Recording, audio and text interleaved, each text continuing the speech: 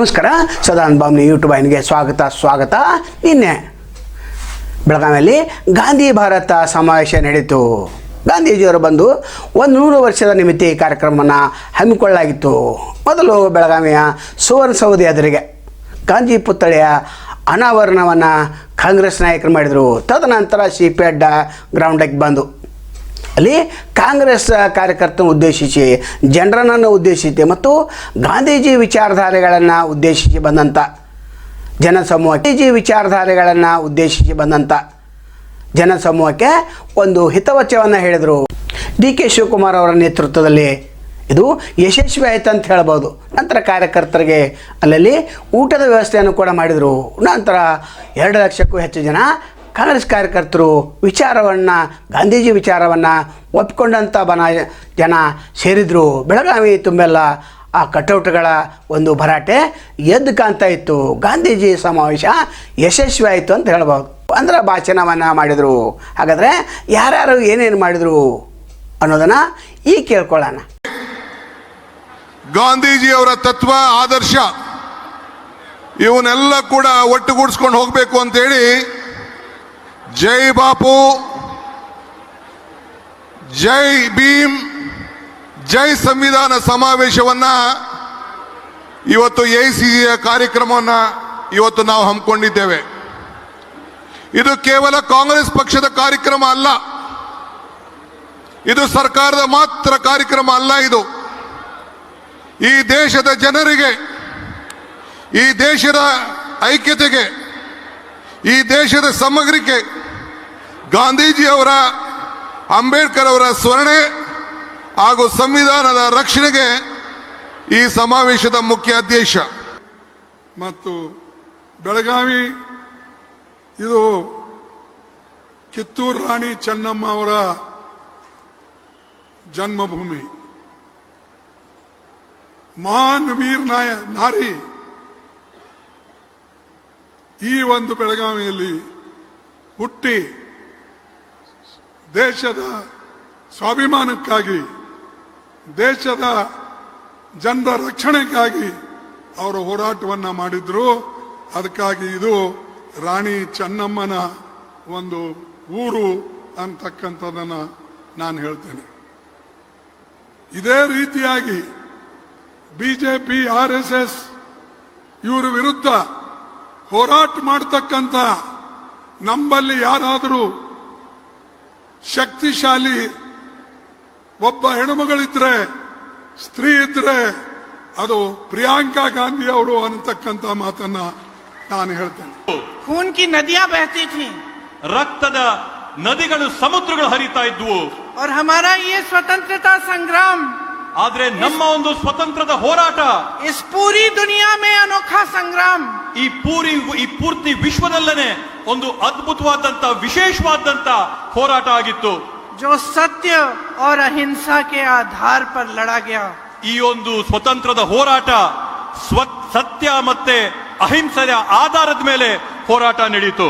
जिसमें महात्मा गांधी, ಯಾವುದರಲ್ಲಿ जवाहरलाल नेहरू जी, सरदार पटेल जी, अंबेडकर जी, जिसमें तमाम जो स्वतंत्रता सेनानी थे, उन्होंने कहा कि तुम हिंसा करो, हम नहीं करेंगे, तुम मारो, हम हाथ नहीं उठाएंगे, हम लड़ेंगे सत्य के आधार पर, अहिंसा के आधार पर, और हम इसी आधार पर तुम्हें शिकस्त देंगे. ಇವತ್ತು ಮಹಾತ್ಮ ಗಾಂಧೀಜಿ ಅವರು, ಲಾಲ್ ಬಹದ್ದೂರ್ ಶಾಸ್ತ್ರಿ ಅವರು, ಜವಾಹರ್ಲಾಲ್ ನೆಹರು ಅವರು, ಹಲವಾರು ಗಣ್ಯರು, ಮಹನೀಯರು ಈ ಒಂದು ಸ್ವತಂತ್ರ ಹೋರಾಟದಲ್ಲಿ ಒಂದು ಸಂದೇಶ ಹೇಳಿದ್ರು. ನೀವು ನಮ್ಮ ವಿರುದ್ಧ ಹಿಂಸಾಚಾರ ಮಾಡಿ ನಾವು ಕೈ ಎತ್ತಲ್ಲ, ನೀವು ನಮ್ಮನ್ನ ಹೊಡೀರಿ, ನಾವು ಅದಕ್ಕೆ ಪ್ರತಿಕ್ರಿಯೆ ಕೊಡಲ್ಲ, ನೀವು ನಮ್ಮ ಮೇಲೆ ದೌರ್ಜನ್ಯ ಮಾಡಿ ನಾವು ಅದಕ್ಕೆ ಉತ್ತರಿಸಲ್ಲ, ನಾವು ಒಂದೇ ಮಾಡ್ತೀವಿ, ಅಹಿಂಸೆಯ ಮಾರ್ಗದಲ್ಲಿ ನಾವು ಈ ಭಾರತ ದೇಶಕ್ಕೆ ಸ್ವತಂತ್ರ ಅಂತ ತಂದ್ಕೊಡ್ತೀವಿ ಅಂತ ಹೇಳಿದ್ರು. दुनिया में ये एक अनोखा स्वतंत्रता संग्राम था जिसमें अहिंसा के आधार पर नैतिक बल से एक साम्राज्य को गिराया गया. ಇದು ವಿಶ್ವದಲ್ಲಿ ಒಂದು ವಿಶೇಷವಾದಂತ ಸ್ವತಂತ್ರ ಹೋರಾಟ, ಯಾವುದರಲ್ಲಿ ಅಹಿಂಸೆಯ ಶಕ್ತಿಯಿಂದ ಒಂದು ಸಾಮ್ರಾಜ್ಯನ ಒಡೆದು ಅದನ್ನ ಶರಣಾಗತರ ಮಾಡತಕ್ಕಂಥದ್ದು. और इसी संग्राम से जब हमारा देश स्वतंत्र हुआ, तब इसी संग्राम से जो मूल थे, जो आधार थे, जो उभरे, उन्हीं पर आधारित बाबा साहेब जी की अगुवाई में, पंडित जवाहरलाल नेहरू जी और बाकी सब नेताओं की अगुवाई में ये हमारा संविधान बना। ಸ್ವತಂತ್ರ ಹೋರಾಟ ಆದ ನಂತರ, ಅಹಿಂಸೆಯಿಂದ ಭಾರತಕ್ಕೆ ಸ್ವತಂತ್ರ ಬಂದ ನಂತರ ಯಾವ ಆಶೋತ್ತರಗಳ ಮೇಲೆ ನಮಗೆ ಸ್ವತಂತ್ರ ಬಂದು, ಯಾವ ಅಹಿಂಸೆಯ ಆಧಾರದ ಮೇಲೆ ನಮಗೆ ಸ್ವತಂತ್ರ ಬಂತೋ, ಆ ಒಂದು ಅಹಿಂಸೆಯ ಆಧಾರದಿಂದ ಇವತ್ತು ಬಾಬಾ ಸಾಹೇಬ್ ಅಂಬೇಡ್ಕರ್ ಅವರು, ಜವಾಹರ್ಲಾಲ್ ನೆಹರೂಜಿ ಅವರು ಎಲ್ಲರೂ ಸೇರ್ಕೊಂಡು ದೇಶಕ್ಕೆ ಈ ಪವಿತ್ರವಾದಂತ ಸಂವಿಧಾನನ ಅದೇ ಆಧಾರದ ಮೇಲೆ ಕೊಟ್ಟಿದ್ದಾರೆ. ये संविधान क्या है, इसका आपके जीवन में ಪ್ರಯತ್ನವನ್ನ ಸಂವಿಧಾನ ಹೇಳ್ತದೆ. ಯಾಕೆಂದ್ರೆ ನಮ್ಮ ದೇಶ ಬಹುತ್ವದ ದೇಶ. ಈ ದೇಶದಲ್ಲಿ ಅನೇಕ ಧರ್ಮಗಳಿದ್ದಾವೆ, ಅನೇಕ ಜಾತಿಗಳಿದ್ದಾವೆ, ಅನೇಕ ಭಾಷೆಗಳಿದ್ದಾವೆ, ಅನೇಕ ಸಂಸ್ಕೃತಿಗಳಿದ್ದಾವೆ. ಆದ್ರಿಂದ ನಮಗೆ ನಾವು ಎಲ್ಲರನ್ನೂ ಒಟ್ಟಿಗೆ ಕೊಂಡು ಹೋಗ್ತಕ್ಕಂಥ ಪ್ರಯತ್ನವನ್ನು ಮಾಡಬೇಕಾಗಿರ್ತಕ್ಕಂಥದ್ದು ಅತ್ಯಂತ ಅವಶ್ಯ. ಎಲ್ಲರನ್ನು ಮನುಷ್ಯರಾಗಿ ಕಾಣಬೇಕಾಗಿರ್ತಕ್ಕಂಥದ್ದು ಅತ್ಯಂತ ಅವಶ್ಯ. ಅದಕ್ಕಾಗಿ ಭಾರತೀಯ ಜನತಾ ಪಕ್ಷದವರು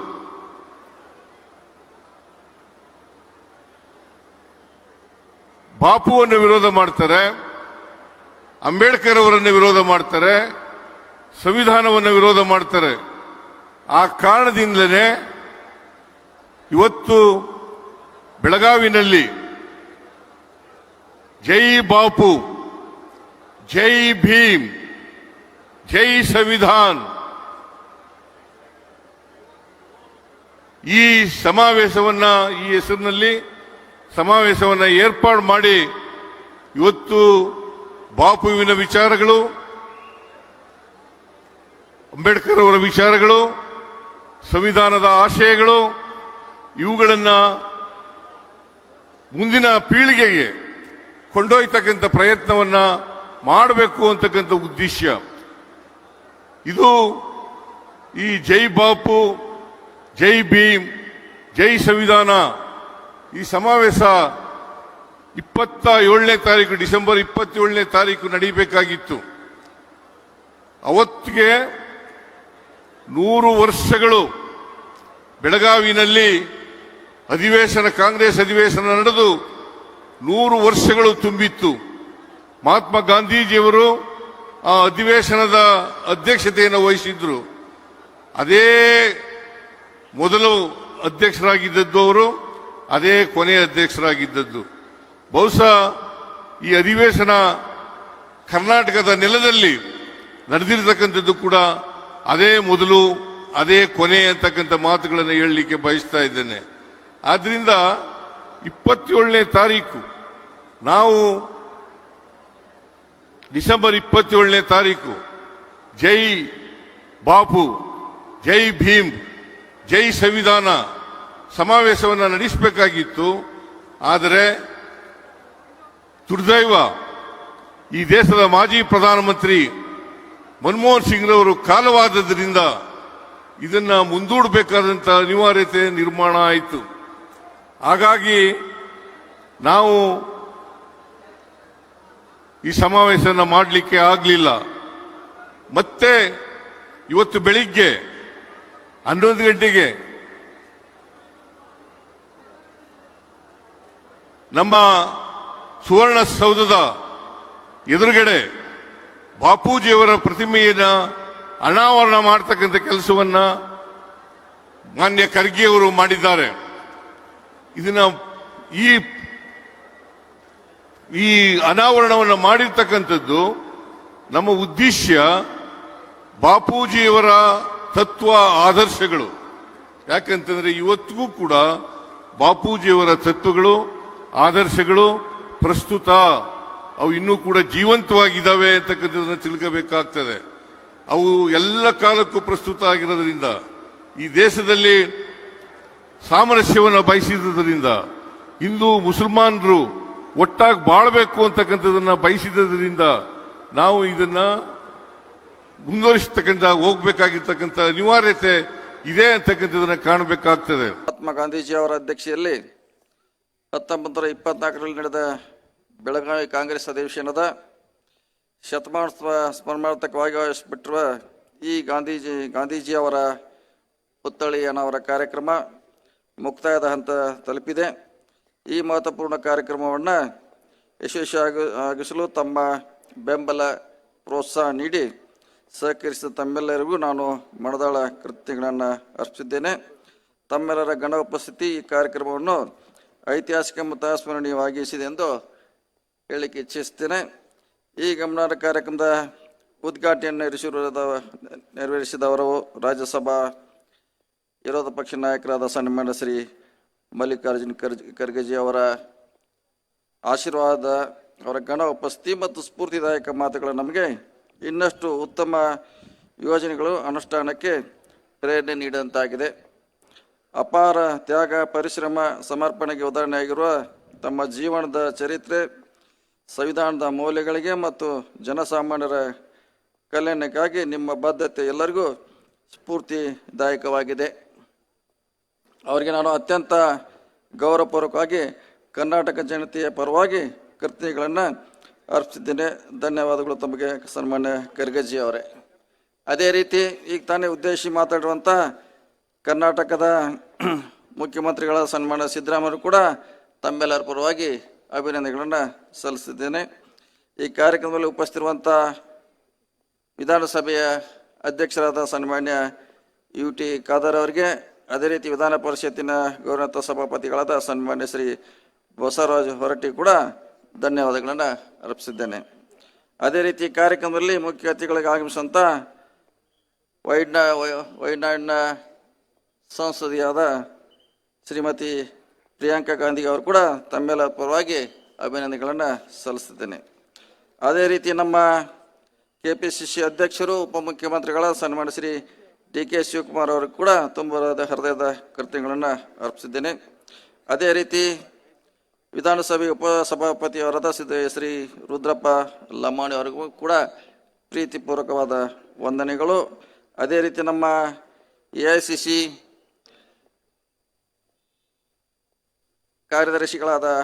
ಪ್ರಧಾನ ಕಾರ್ಯದರ್ಶಿಗಳಾದ ಸನ್ಮಾನ್ಯ ಶ್ರೀ VC ವೇಣುಗೋಪಾಲ್ ಅವರಿಗೆ, ಅದೇ ರೀತಿ ಇನ್ನೂರ ಕಾರ್ಯದರ್ಶಿಗಳಾದ ಜನರಲ್ ಸೆಕ್ರೆಟರಿಗಳಾದ ಸನ್ಮಾನ್ಯ ಶ್ರೀ ಸುರ್ಜೇವಾಲಾ ಅವರಿಗೆ ಅಭಿನಂದನೆಗಳನ್ನು ಧನ್ಯವಾದಗಳನ್ನು ಸಲ್ಲಿಸ್ತಾ, ಅದೇ ರೀತಿ ನಮ್ಮ ಗೃಹ ಮಂತ್ರಿಗಳಾದ ಸನ್ಮಾನ್ಯ ಶ್ರೀ ಪರಮೇಶ್ವರ್ಜಿ ಅವರು ಕೂಡ ಅಭಿನಂದನೆಗಳನ್ನು ಸಲ್ಲಿಸುತ್ತಾ, ವಿಶೇಷವಾಗಿ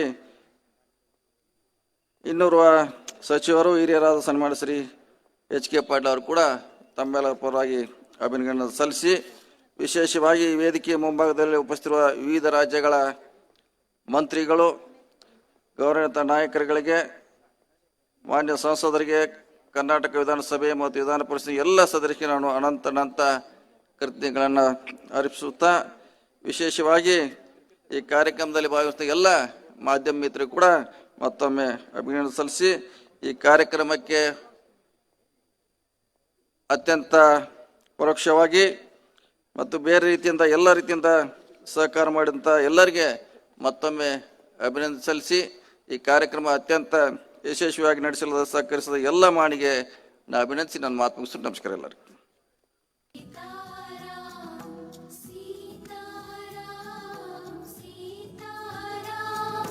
भज